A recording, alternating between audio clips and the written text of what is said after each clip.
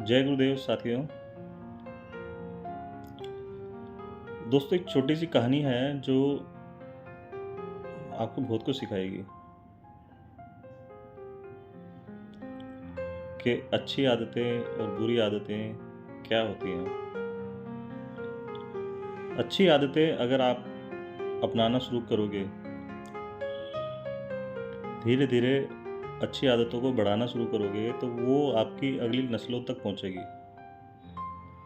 ऐसी ही बुरी आदतें, अगर आप बुरी चीज़ें देखोगे, बुरी चीज़ें आदतों में या बुरे लोगों के बीच में उठोगे बैठोगे तो वो भी आपकी अगली नस्लों तक पहुंचेगी। इसके लिए एक छोटी सी कहानी है उदाहरण के रूप में। एक व्यक्ति एक राजा के पास जाता है, राजा से बोलता है, महाराज, मैं आपके दरबार में नौकरी करना चाहता हूँ।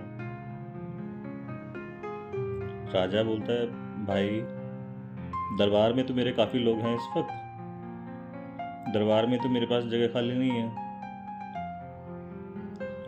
लेकिन अब तुम नौकरी मांगने आया है तो चल, मैं तुझे है ना घोड़ों के अस्तबल में जगह है, मैं तेरे को वहाँ पर नौकरी दे देता हूँ। वो कुछ दिन घोड़ों की नौकरी में करने लगता है, घोड़ों की देखभाल करने लगता है। घोड़ों की देखभाल करते करते कुछ दिन हो जाते हैं तो राजा से एक बार मिलना होता है। तो राजा पूछता है, भाई कैसा चल रहा है काम।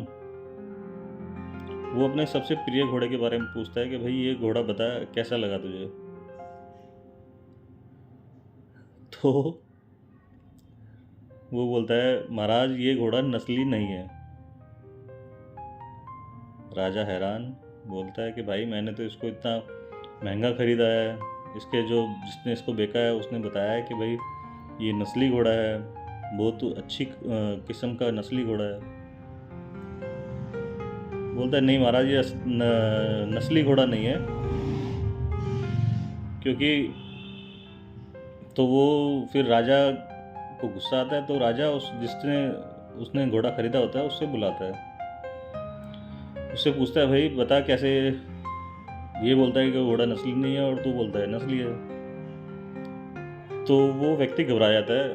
वो बोलता है, महाराज, घोड़ा तो नस्ली है, लेकिन जब ये पैदा हुआ था तो इसकी माँ मर गई थी, तो इसको हमने गाय का दूध पिलाकर बड़ा किया है, तो कुछ दिन ये गायों के साथ रहा है। तो राजा बोलता है, भाई चल ठीक है तेरी बात। राजा फिर उस व्यक्ति से पूछता है जो उसका नौकर होता है कि तुझे कैसे पता लगा कि ये घोड़ा नस्ली नहीं है। व्यक्ति बोलता है, भाई, कि महाराज, जो नस्ली घोड़ा होता है ना, वो सर उठाकर घास खाता है। नस्ली घोड़ा सर उठाकर घास खाता है, और ये घोड़ा जब भी घास खाता है तो ये मुंह नीचे करके घास खाता है। तो राजा बोलता है, तेरी में काबिलियत तो है, पहचान तो है तेरे को लोगों की। तो राजा उसको अपने दरबार में अपने पास रख लेता है। कुछ दिन बीतते हैं। तो वो एक दिन ऐसी अपनी महारानी के लिए पूछता है कि बता महारानी, कैसी लगी तुझे, महारानी का व्यवहार कैसा लगा। वो बोलता है, महाराज, महारानी जो है राजकुमारी नहीं है। अब वो बोलता है, यार ऐसा कैसे हो सकता है, मैंने तो इतने बड़े राजघराने की बेटी है उससे शादी की थी। पहले यही होता था कि राजा का बेटा राजा की ही बेटी से शादी करता था, एक प्रोटोकॉल होता था कि राजा जो होता था वो राजा की बेटी से ही शादी करे। या राजा के बारे में कहा जाता था कि राजा एक ऐसा आदमी व्यक्ति होता था कि जो उसके अंदर इतनी आदतें अच्छी होती थी। उसमें राजा के बारे में भी एक कहानी है कि एक राजा था जो कुछ दिनों के लिए किसी दूसरे राजा ने बंदी बना लिया था,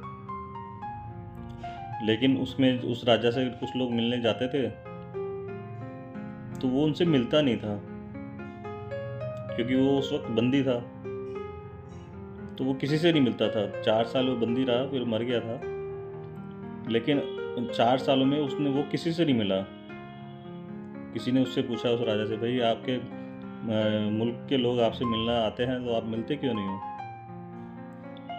तो वो बोलता है, भाई मैं पूरी ज़िंदगी राजा रहा हूँ, मेरे से कोई भी मिलने आता था तो मैं हमेशा उसको कुछ ना कुछ तोहफे कुछ ना कुछ उसको देता था। लेकिन अब मैं काफ़ी टाइम से बंदी हूँ, मेरे हाथ में कुछ है नहीं, तो मैं कैसे दूँ? तो मैं, अगर मेरे हाथ में कुछ नहीं है तो मैं उससे फिर मिलना ही पसंद नहीं करता, क्योंकि ये मेरी बेइज्जती होगी या बदनामी होगी, क्या कुछ भी कह सकते हो। तो राजाओं की आदतें होती थी। राजा की आदतें से पता लगता था कि हाँ ये बड़ा आदमी है, या कोई भी बड़ा आदमी होता है उसकी कुछ ना कुछ आदतें ऐसी होती हैं जो उससे महसूस, दुनिया को पता लगता है कि हाँ ये बड़ा आदमी है। चलो वापसी कहानी पे आते हैं। तो राजा अपने नौकर से बोलता है, भाई तुझे कैसे पता लगा कि ये महारानी है, राजकुमारी नहीं है? गुस्सा तो उसे आता है, तो वो अपने सास के पास, अपनी रानी की माँ के पास जाता है, पूछता है, भाई आपकी बेटी क्या राजकुमारी नहीं है? उसकी सास बोलती है कि हाँ हमारी बेटी बच्चे हुए थे लेकिन वो मर गए थे, तो हमने किसी की बेटी को गोद लिया और उसको पूरी परवरिश उसकी राजकुमारी की तरह करी थी, इसलिए इसको हम अपनी बेटी ही मानते थे, इसलिए, और तुम्हारे पिताजी से हमने वादा कर रखा था, तो तुम्हारी शादी हमने इसलिए कर दी थी। अब वो वापसी जब अपने महल में पहुंचता है राजा उस नौकर से पूछता है, भाई तुझे कैसे पता लगा कि ये राजकुमारी नहीं है? तो वो नौकर बोलता है कि महाराज, महारानी की जो आदतें हैं वो अपने जो नौकरों के साथ या अपने गुलामों के साथ जो आदतें हैं वो राजकुमारियों वाली नहीं है। राजा खुश होता है, तो उसको और तरक्की दे देता है, नौकर को उसको अपने पास ही रख लेता है। वो 24 घंटे उसके राजा जी के साथ ही रहने लगा, महाराजा के साथ। अब कुछ दिनों बाद महाराज को पता नहीं क्या सूझी, उसने उस नौकर से पूछा, मेरे बारे में बता, तू मेरे बारे में क्या लगता है तुझे? नौकर बोलता है, महाराज मेरी जान अगर आप बख्शें तो मैं आपके बारे में बताऊं, अगर आप मेरी जान नहीं बख्शोगे तो मैं आपके बारे में नहीं बताऊंगा। तो राजा बोलता है कि चल, मैंने तेरे को माफ़ किया, तेरी जान बख्श दी मैंने, तू बता मेरे बारे में। तो राजा बोलता है कि आप, महाराज आप है ना राजकुमार नहीं है। उसको गुस्सा आता है, तलवार निकाल लेता है। वो बोलता है, भाई ऐसे कैसे हो सकता है? बोलता है, नहीं महाराज आप राजकुमार नहीं हैं। अब महाराज अपनी माँ के पास जाते हैं और उनसे पूछते हैं, माँ क्या मैं आपका बेटा नहीं हूँ? उसकी माँ बोलती है, हाँ तू मेरा बेटा नहीं है, हमने तुझे गोद लिया था, तेरे को राजा की तरह को अपने बच्चों की तरह पाला है, हमारा कोई बच्चा नहीं था तो हमने तेरे को गोद लिया था, तो इसलिए फिर राजपाट तेरे को दे दिया हमने।